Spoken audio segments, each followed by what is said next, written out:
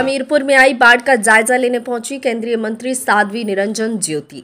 UP के हमीरपुर जिले में आई बाढ़ का जायजा लेने केंद्रीय मंत्री साध्वी निरंजन ज्योति पहुंची। साध्वी निरंजन ने हमीरपुर पहुंचकर पहले तो बाढ़ पीड़ितों से मिलकर उनके बारे में जानकारी ली। वहीं साध्वी निरंजन मोदी रसोई पहुंची और जहां उन्होंने बाढ़ पीड़ितों के लिए खुद खाना बनाना शुरू कर दिया। वीडियो में देखा जा रहा है कि साध्वी निरंजन रोटी सेकती नजर आ रही हैं। उनके साथ भाजपा महिला कार्यकर्ता भी मौजूद रहीं।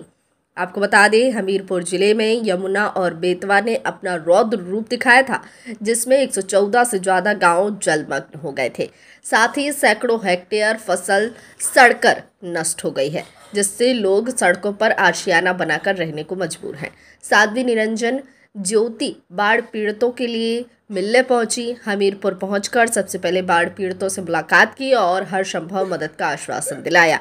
वहीं साध्वी निरंजन ज्योति अपने महिला कार्यकर्ताओं के साथ बाढ़ पीड़ितों के लिए बनी रसोई मोदी रसोई में पहुंची, जहां उन्होंने रोटी सेकी और सब्जी बनाई। वहां से महिला डिग्री कॉलेज पहुंचकर बाढ़ पीड़ितों को राशन सामग्री वितरित की।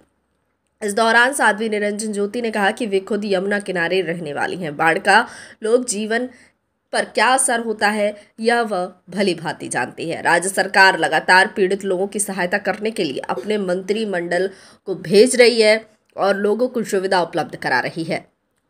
जिला संवाददाता हमीरपुर से हरनारायण प्रजापति की रिपोर्ट। मेरे 3 दिन से लगातार मैं 2 दिन अभी अपने क्षेत्र में रही हूँ और सुबह कानपुर देहात में भी होकर के आई हूँ। जब से मैंने याददाश्त संभाली, क्योंकि मैं भी यमुना जी किनारे की ही हूँ, जिस तरह की व्यवस्था पिछले और इस बार सरकार की तरफ से हुई है शायद कभी नहीं हुई है। किसानों को उनकी जो फसल का नुकसान हुआ उसका तत्काल सर्वे भी, जैसे पानी हटेगा सर्वे भी शुरू हो जाएगा। उनके परिवारों के लिए किट भी दी जा रही है और जो मकान गिरे हैं उनकी भी सूची बनेगी। उसमें आकस्मिक जो दुर्घटनाएं होती उसके तहत माननीय मुख्यमंत्री जी ने पूरे प्रभारी मंत्रियों को भी लगातार भेज रहे हैं और उसी के तहत 3 दिन का प्रवास मेरा भी था बाढ़ प्रभावित क्षेत्रों का, क्योंकि ये मेरा एक सब तरह से मेरा ये क्षेत्र है जिसको मैं कह सकती हूँ ये जन्म से लेकर के राजनीतिक जन्म तक दोनों की दृष्टि से मेरे लिए महत्वपूर्ण है। हमीरपुर जनपद, ये हमीरपुर जनपद मुझे लग रहा है सबसे ज़्यादा प्रभावित हुआ। दीदी, यहाँ हजारों एकड़ फसल बर्बाद हुई है, जहाँ यमुना और बेतवा का पानी भर चुका है। उन किसानों के लिए किस तरीके से राहत? किसानों के लिए सरकार तत्काल उस पर कार्रवाई कर रही है। जैसे पानी हटेगा, कीचड़ हटेगा, ज़मीन का सर्वे होगा, उसके हिसाब से किसानों को मुआवजा दिया जाएगा। क्योंकि ये सरकार वैसी नहीं है कि पहले मैंने देखा, मैं विधायक थी, बाढ़ तब भी आई थी, हम लोग फ़ोन कर करके बुलाते थे, तब कहीं प्रशासन जागता था।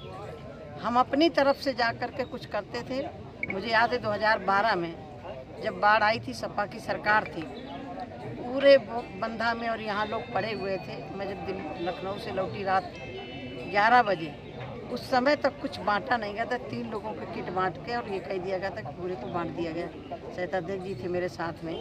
फिर जब दबाव डाला तब दूसरे दिन सारे लाभार्थियों को जो पीड़ित थे उनको दिया गया। इस बार सरकार ऐसा नहीं, सरकार ने तुरंत, और आपने देखा होगा माननीय मुख्यमंत्री जी भी लगातार गाजीपुर, बनारस, जहाँ जहाँ बाढ़ आई है, कल केशव जी प्रयागराज में थे, तो सरकार के जितने प्रतिनिधि हैं सारे बाढ़ प्रभावित क्षेत्र में घूम रहे हैं लगातार। जनता को कैसे सुविधा दी जा सके उस पर सरकार पूरी तरह, संगठन पूरी तरह लगा हुआ है। और नगर